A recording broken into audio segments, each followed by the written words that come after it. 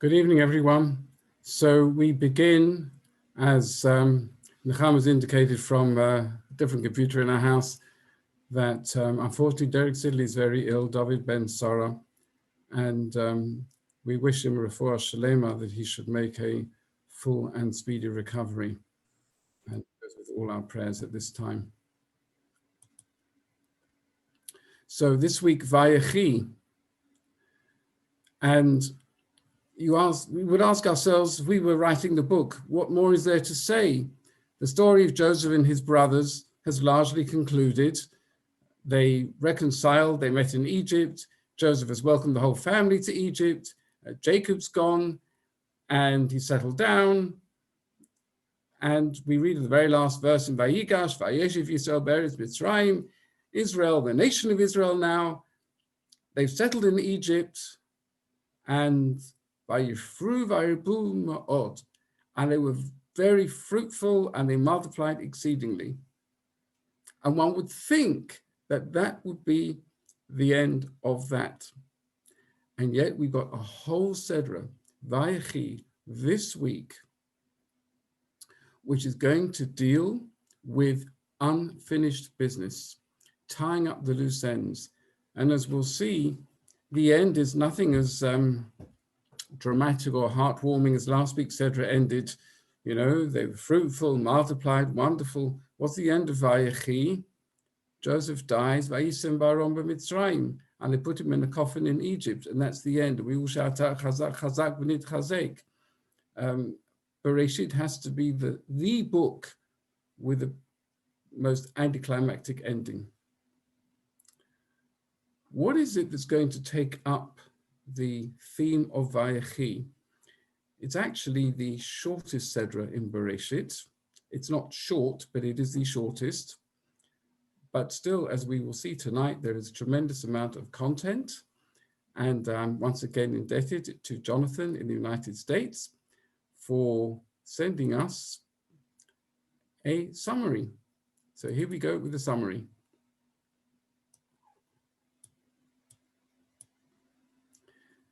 So here we go. It's not Vayigash, it's Vayechi, but never mind, it's in a nutshell. Jacob lives the final 17 years of his life in Egypt. Before his passing, he asked Joseph to take an oath that he would bury him in the Holy Land. And he blesses Joseph's two sons, Manasseh and Ephraim, elevating them to the status of his own sons as progenitors of the tribes within the nation of Israel. Jacob blesses his sons, assigning to each his role as a tribe. Judah will produce leaders, legislators, and kings. Priests will come from Levi, scholars from Issachar, seafarers from Zebulun, school teachers from Shimon, soldiers from Gad, judges from Dan, olive growers from Asher. Reuben is rebuked for confusing his father's marriage bed, Shimon and Levi for the massacre of Shechem and the plot against Joseph. Naphtali is granted the swiftness of a deer, Benjamin the ferociousness of a wolf, and Joseph is blessed with beauty and fertility. Joseph too dies in Egypt at the age of 110. He too instructs that his bones be taken out of Egypt and buried in the Holy Land. But this would come to pass only with the Israelites' exodus from Egypt many years later. Before his passing, Joseph conveys to the children of Israel the testament from which they will draw their hope and faith in the difficult years to come. God will surely remember you and bring you up out of this land to the land which he swore to Abraham, Yitzchak, and Yaakov, to Abraham, Isaac, and Jacob. So here we have Jacob blessing his two grandsons, Manasseh and Ephraim, and as the text says, he switched his arms around. And even though Manasseh will be great, says Jacob, Ephraim will be even greater. Manasseh will have Gideon, one of our great judges, but Ephraim would have Joshua, and of course, he will take the Jews into Eretz Yisrael, and the whole world would know about him when the sun would stop in Givon. And another one of Yoram Ranan's paintings depicting the sons of Jacob around him at the time of his passing. So that's the summary. Let's have a look at his concerns, and let's also deal with a question. Every parasha, every Sedra, every Torah portion, at its conclusion has a paragraph break. Either the next one starts the next line, or there's a space of at least 9 letters before the next one begins. The exception, Vayigash Vayechi. It's as if we are required to read from one to the other. Who made these divisions? Ezra. Ezra HaSofer. Ezra lived at the time of the building of the Second Temple. And let's take a look at Jacob's concerns. So we're calling this Jacob's dying wishes, and really his concerns, and we're going to see this playing now throughout Vayechi. It's establishing the people of Israel and the land of Israel. It's not the same thing. People of Israel means Jacob's offspring. His other name was Israel, Yisrael. And of course, what would happen when they go into the land of Israel? Now, the two things are clearly interrelated, but as we've known for thousands of years, the people of Israel sometimes live outside the land of Israel. In fact, in our history, more often than not.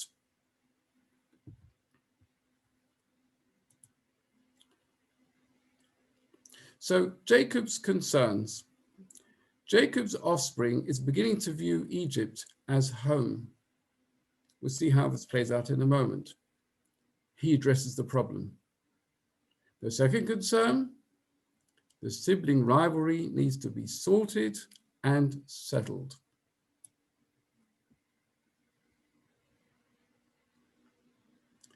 So here's the English first. We'll look at the Hebrew in a moment. The end of Vayigash into Vayechi. So this first part is the last verse of Vayigash. Israel settled in the country of Egypt, in the region of Goshen. They acquired holdings in it and were fertile and increased greatly.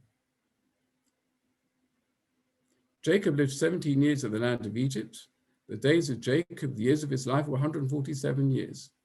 When the time approached for Israel to die, don't forget Jacob's other name, he summoned his son Joseph, and he said to him, "Please, if I found favor in your eyes, place your hand under my thigh and deal with me with kindness and truth. Please do not bury me in Egypt. Let me lie with my fathers, carry me out of Egypt, and bury me in their grave." He replied, "I will do as you say." And Jacob said, "Swear to me." So Joseph took an oath to him, and then Israel bowed at the head of the bed. What's going on here? Well, the first thing is, Jacob's made it very clear he does not want a burial in Egypt. Who is asking? And he's referred to as Yisrael. Yisrael is always the more spiritual side. He senses that this is the thing to do now. And he's asking Joseph. And Rashi says, why is he asking Joseph? Because Joseph is the only one of his sons who has the power to carry it out, to carry out such a command. So this is the mission that Jacob now sets for Joseph. But let's again look at the top of the paragraph. Israel, and it doesn't mean Jacob, Israel means his family, which is now becoming something of a nation. They settled in the country of Egypt. Vayechi Yisrael. Let's look at the Hebrew. Vayechi Yisrael be'Eretz Mitzrayim. Israel settled. We've heard this before. Vayeshev Yaakov be'Eretz Canaan. Jacob settled in, two settled. And the Kliyakar says here too, Israel were two settled in Egypt. Not only that, Vayechazuva, they took possessions in it. Do you know, this is the root that the Torah often uses to indicate possession in the land of Israel. So they're taking possessions of the land of Goshen. It's like that's where they belong. And maybe that's why there's no paragraph break as we go into Vayechi, because Jacob views this with alarm. I've got to do something about this. They got to remember that the land of Israel is home. And this is how I'm going to do it. And this is stage one of what he does. He says to Joseph, I want you to arrange my funeral there. And Joseph says, sure, no problem. Jacob says, it's not good enough. I want you to take an oath. Why does Jacob insist on an oath? And the reason is because later in the parasha, when he does die, Joseph can go to Pharaoh and say, my father made me take an oath, and this is the oath. Jacob understood that the wishes of the dead in Egypt, especially under oath, very top priority. Pharaoh couldn't say no. He might have said no otherwise. It wasn't because he suspected that Joseph wouldn't keep his word. It just had to be by way of an oath. So there's his concern. His rapidly growing family is too settled in Egypt. And therefore, he asks Joseph, the one who has the necessary power, to arrange burial back home. And then he asks all his sons to bury him. And here he specifies what he doesn't quite say to Joseph, the cave of Machpelah. And the ceremony is intended to make an impression. And here's how he does it. So he instructed them, I'm about to be gathered to my people. Bury me with my fathers in the cave which is in the field of Ephron the Hittite. And just look at the detail into which he goes. The cave which is in the field of Machpelah facing Mamre in the land of Canaan. The field that Abraham brought from Ephron the Hittite for a burial site. There, Abraham and his wife Sarah were buried. There, Isaac and his wife Rebekah were buried. There I buried Leah. The field and the cave in it bought from the Hittites. Cave and field are mentioned 3 times. Hittites are mentioned 3 times. And if we look back to previous portions where the field is described, also several times each detail is mentioned. Clearly, it's to get across the message that, first of all, our ancestors did buy the field. It is their burial plot. People shouldn't say that it isn't. But I think at this particular moment, he wants to get a message across to his sons. And in the Hebrew, right at the top, it says, Vayetzav otam, which literally means he commanded them. The Hebrew word for a will is tzava. So here where it says Vayetzav otam, it's not command as in do a mitzvah, which is how it's used elsewhere in the Torah. That's not the meaning here. The meaning here is, this is my tzava, this is my will, and this is what he is saying. And he's saying it to all of his sons. He doesn't want somebody sending someone else. He wants something which they will all participate. They will all say in later years, they were there. And time doesn't allow us to see the full description of the procession of the funeral in this week's parasha, but it was a procession and had a major impact on the peoples in the area. That's the impression that it made. And for the family, a number of grandchildren also would have gone. It was meant to make a lasting impression. You're living in Egypt because you have to at the moment, but this is home.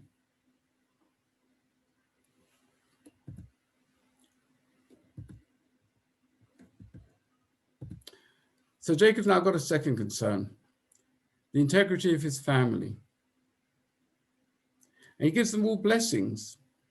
How do we understand the blessings to each son when some of them are criticisms? And our friend Jonathan in the United States tackled this really in his summary. But let's have a look at a couple of them again. Reuben he described as unstable as water. Shimon and Levi, he says, cursed be their anger. I will scatter them in Israel. Doesn't sound very good. And yet, we need to bear in mind the concluding verse. After Jacob's had his say to all of his sons, he says like this, or rather the Torah testifies, Kol ele shivtei Yisrael shnei masar. All these are the tribes of Israel. They are 12 in number. Don't think that any of them are rejected. V'zot asher diber lahem avihem. This is what their father said to them. Vayivarech otam, and he blessed them. Ish asher k'brechato berachotam. Each one got according to his blessing, so he was blessed. In other words, they received words which were appropriate to them. We'll look a little bit more at some of these. Judah. Judah surprises us, possibly. I say possibly, we know the history, so it's not such a surprise. But in terms of the context of Bereshit, his blessing, monarchy. Not only that, but law. You, Judah, your brothers shall praise you. Your hand shall be on your enemies' necks. Your father's sons shall bow down to you. Interesting. Joseph's dreams was the sons will bow down to him, which they did. But going forward, says Jacob, it's Judah to whom they will bow down to. And then look what he says. Young lion Judah. Gur Aryeh Yehuda. Miteref beni alita. You have risen from prey, my son. Come back to that phrase in a moment. The scepter shall not depart from Judah. In other words, the scepter of monarchy. Look at this phrase, Miteref beni alita, and look at the trop. Miteref, from the prey, beni alita, my son, you have risen. The word teref, we've had this before. The last time Jacob used these words, teref, well, actually a few times, each time referring to the fact that he thought that Joseph had been torn apart by a wild animal. And he had his suspicions that Judah might have had something to do with it. Well, Judah did have something to do with the deception and the fact that Joseph was sold, but of course not from this. And Jacob now says, Miteref beni alita, you have risen from all those terrible things. And Rashi and others comment that Jacob is also alluding to what happened with Tamar, which we looked at a few weeks ago. But we can ask the question, what did Jacob see in Judah? He's done bad things in the past, but now he's saying Judah's going to have the monarchy. Judah, the brothers will bow down to him.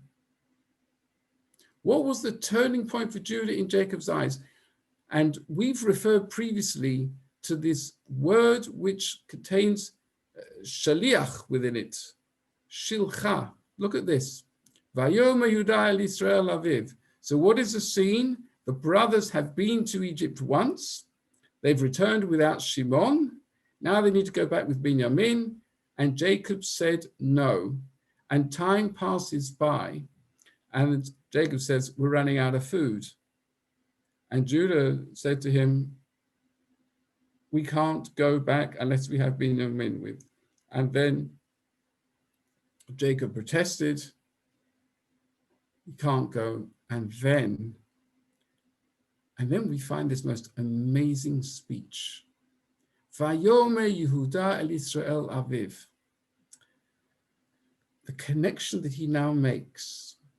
Judah spoke to Israel, his father, not to Jacob, to Israel. He somehow managed to make this connection with the more elevated name of his father. And he says like this, Shilcha hanar iti. send the boy in my care with me. Benakuma v'nelecha, we can get up, we can go. V'nichyeh v'lo namut, we will live and not die. Gam anachnu, gam ata, gam tapenu. We, you, our little ones.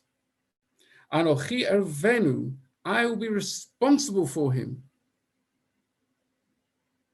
Miadi tuvakshenu, from my hand you can demand him. Im lo havioti v'lecha, v'tzaktiv lefanecha, if I don't bring him to you and have him stand before you, v'chatati lecha kol hayomim, then I will have sinned to you all the days. And one looks, indicates as it carries on from there, Jacob immediately agrees. What's the magic word? Well, maybe there are two magic words. Number one, and I put them in bold in Hebrew, shilcha. Why is shilcha a magic word? Send the lad with me. And the other is arvenu. I'm assuming responsibility.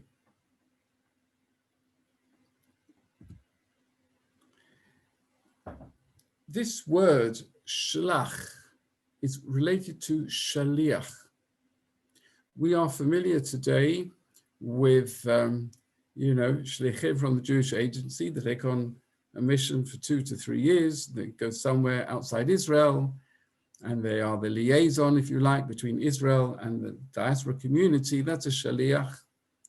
We're also familiar with Chabad shluchim, that rabbis who've gone through the Chabad system, they serve communities or they open Chabad houses all over the world, and they regard themselves as shluchim of the Rebbe until the day they die. No such thing as retirement.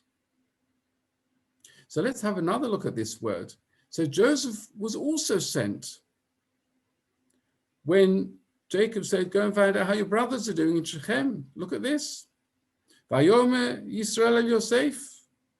Israel, again, this higher side of him, said to Joseph, are your brothers not looking after the sheep in Shechem?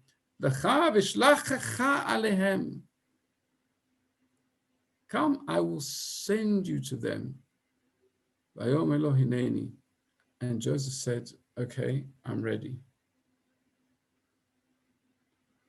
And then Jacob repeated it. Why did he repeat it? This was something hard for Joseph to do. Brothers hate him, and he knew that. And he said to him, Lech na re'ei, go see shlom achecha, how your brothers are, with shlom atzon, and the sheep, vashiveni davar, and let me know. And then it says, Vaishlachehu me'emek Chevron, and he sent him from the valley of Hebron. And Rashi comments, Hebron is not in the valley, it's in the hill, but he sent him with great depth of a mission that was the one buried in Hebron, and that's Abraham. Abraham, who was told, your offspring will be strangers in a land not theirs. And we say, I put in brackets here, Joseph stuck to his mission. It took 22 years before he was able to send word to his father, I found my brothers. Because in Shechem, he didn't find his brothers. And in Dotan, he didn't find his brothers because they didn't behave like they were brothers.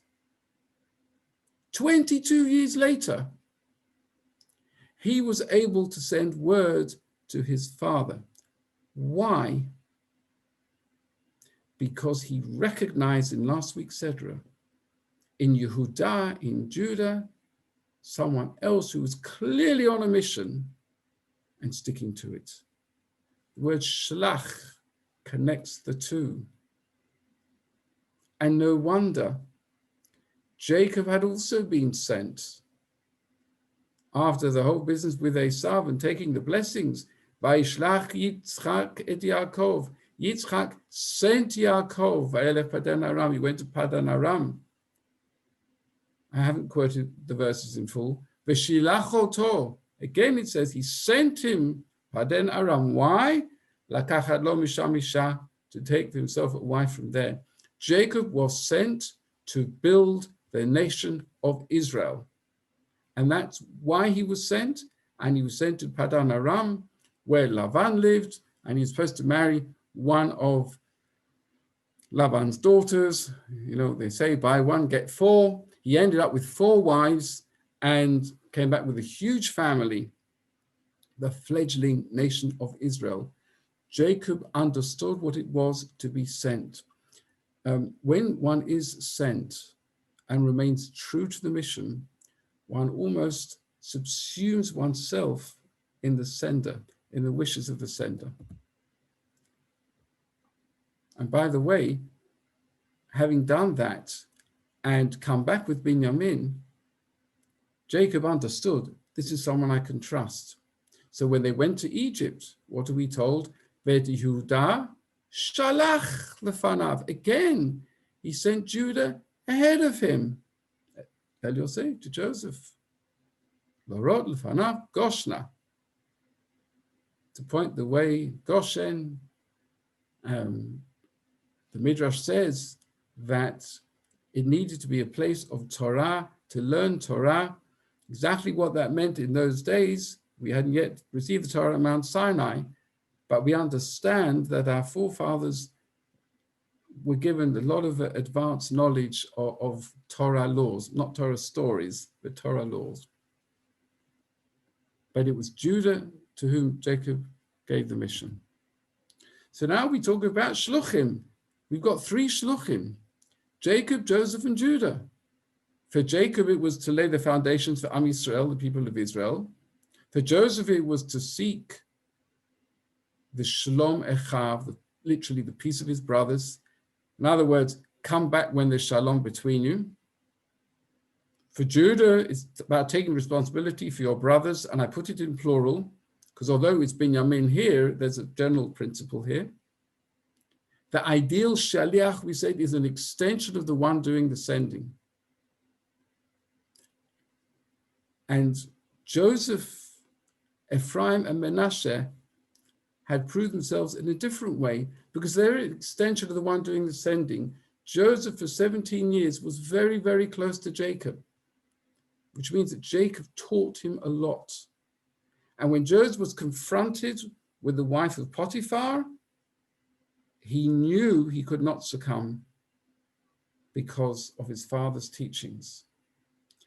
And he managed to convey those teachings to his sons Ephraim and Manasseh, which is one of the reasons why also this week's parasha, also part of the closure that we need. To whom do we look to bless our children? Ephraim and Manasseh. Why? Well, actually 2 reasons. One is they had continued in the path that Jacob had sent Joseph. And the other is that Ephraim and Manasseh were the first pair of brothers, or any combination of brothers, in the whole book of Bereshit, who got on well with each other. We're not jealous, we're not rivals. I just want to pause for a moment and say the following.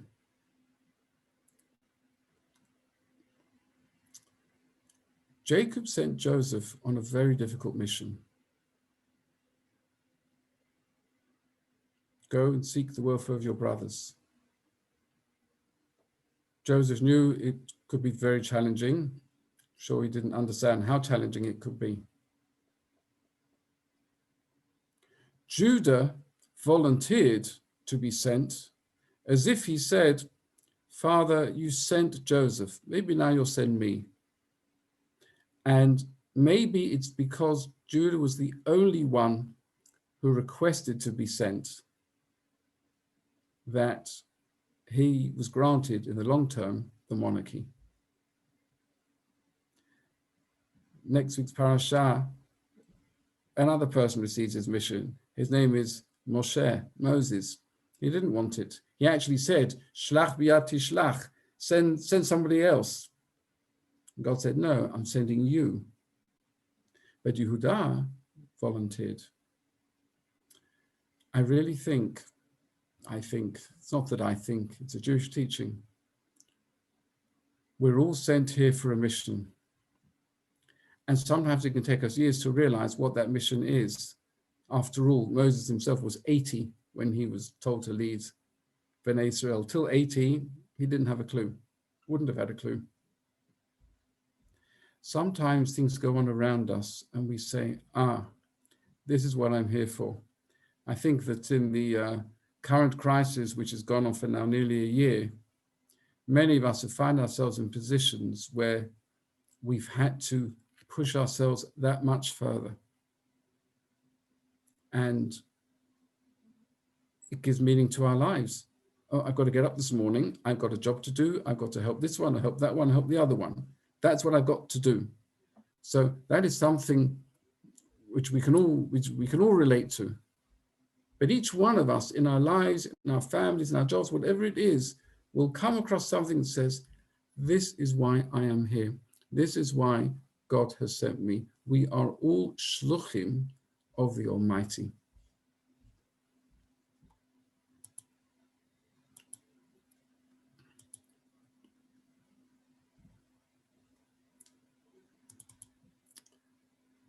So now,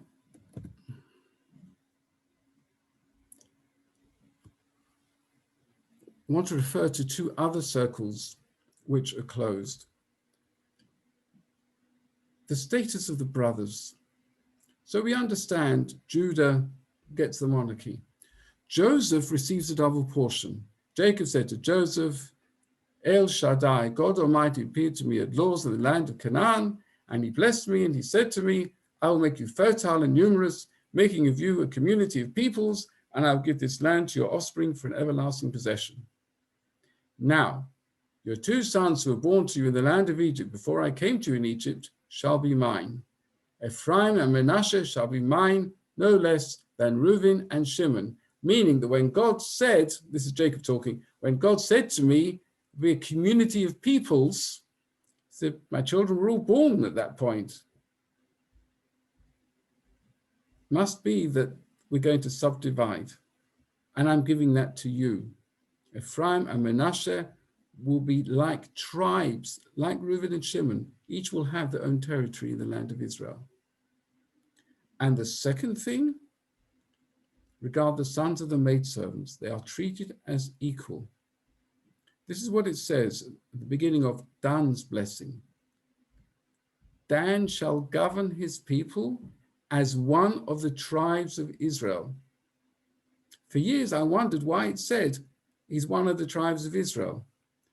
But if you see the list of the tribes as they appear, he is the first one mentioned who is born from the handmaids. Bilhah and Zilpah were the handmaids, and he's the first one mentioned. And we know the sons of Leah looked down upon the sons of the handmaids. Reuben, we saw in an earlier share a couple of weeks ago, Reuben saw him as a handmaid, not as a wife. No, Jacob wants to make it very clear the sons of the maidservants are treated as equal. Who comes from Dan? The judge Samson.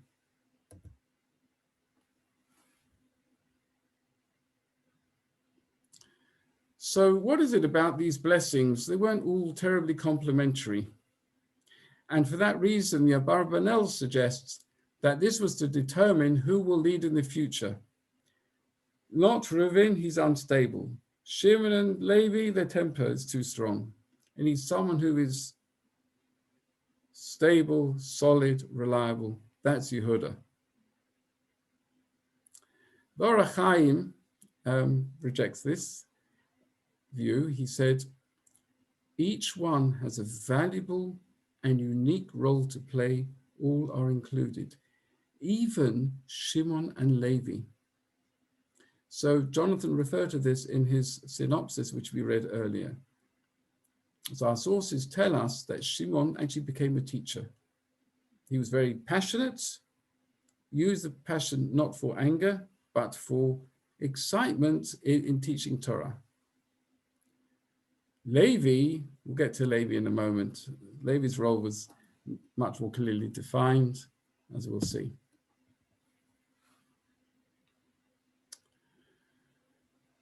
So, first, I want to talk about how the Seder of Vayechi is really bookended, because the Seder begins, Vayechi Yaakov, Jacob lived. The Seder ends, Vayechi Yosef, and Joseph lived.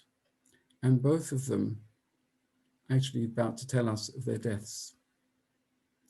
Jacob lived 17 years in the land of Egypt, the days of Jacob, the years of his life, 147. He summoned his son Joseph and he said to him, "Let me lie with my fathers, carry me out of Egypt, bury me in their grave."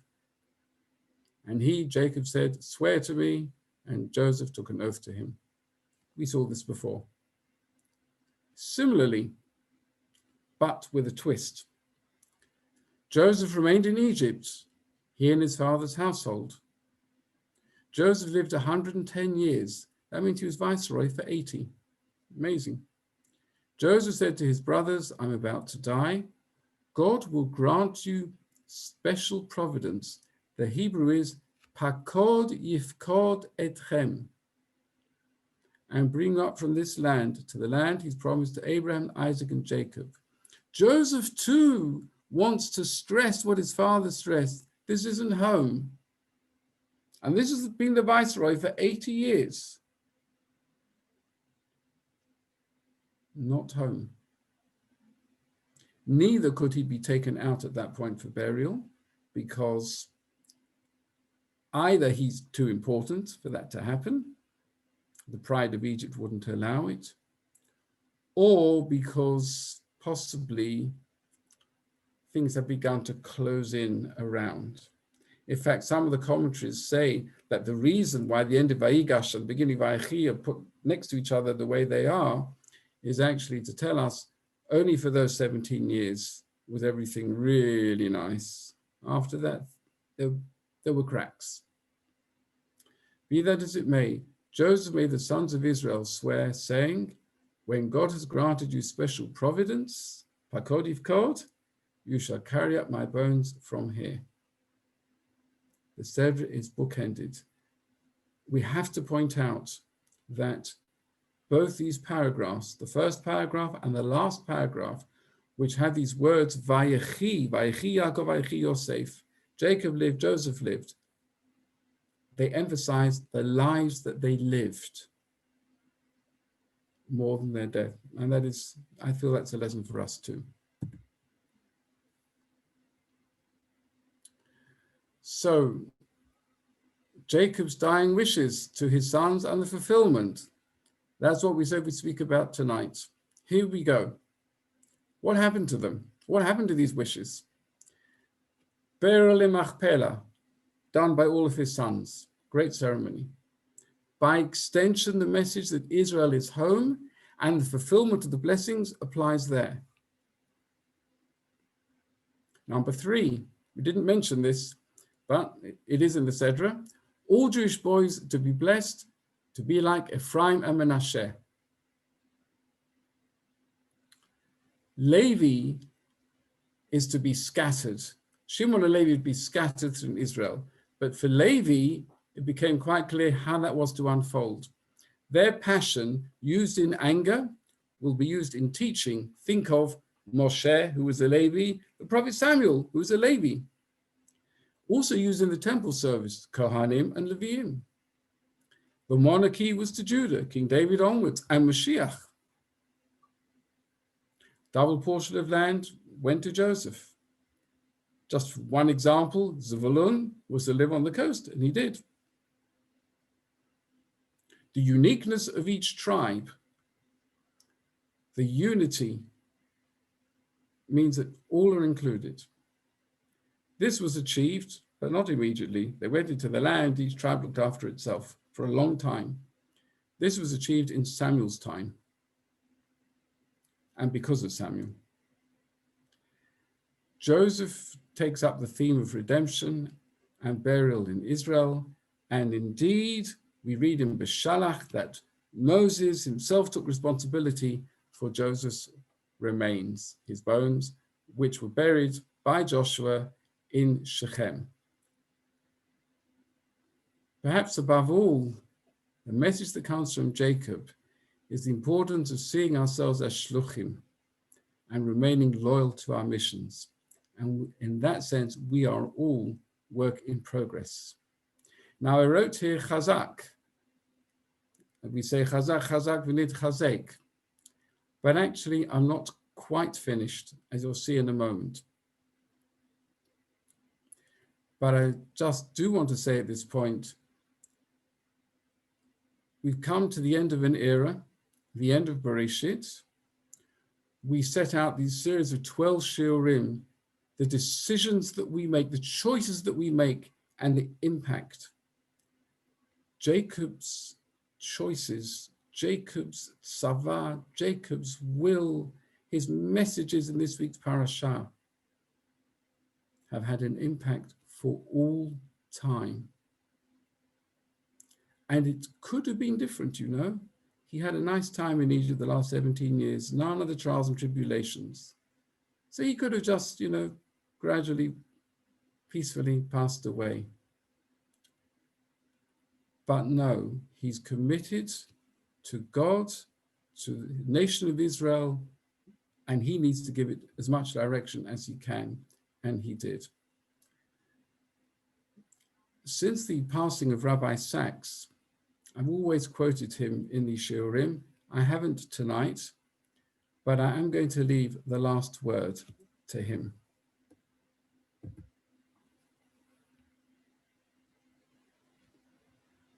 So when Jacob's blessings begin, he's got all his sons around him, and they begin with a strange semi-repetition.